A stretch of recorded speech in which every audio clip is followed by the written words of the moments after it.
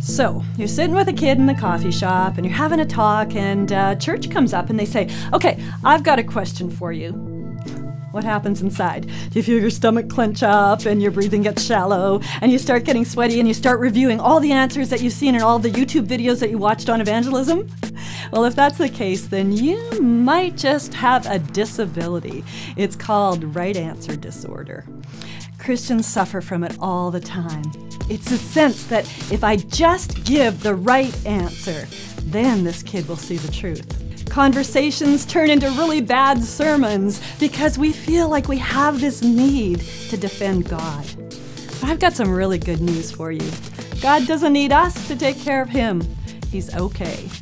So instead of taking care of God when you get a tough question come your way, how about you just see it as the beginning of a new adventure between you and God and you and this young person? We've got a few suggestions to help you on your way. Here's the first one.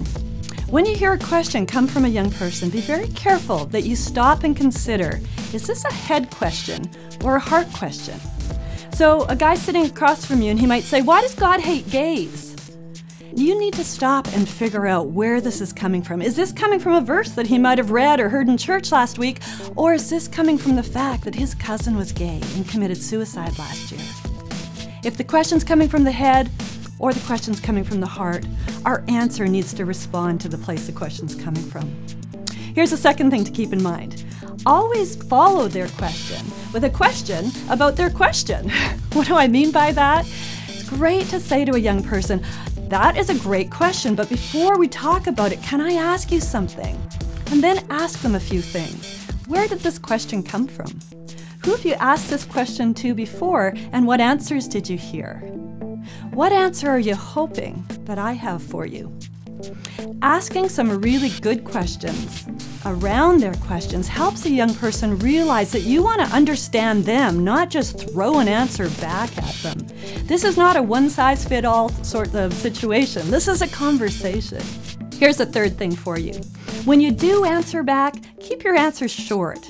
2 sentences. That's all that we're looking at here, because if you start into the sermon, you're going to lose the conversation.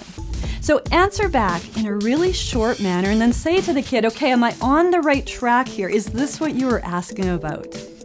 You know, the thing to keep in mind with all of this is be really honest. If you don't have a clue, say, "I don't have a clue, but let's figure this one out together."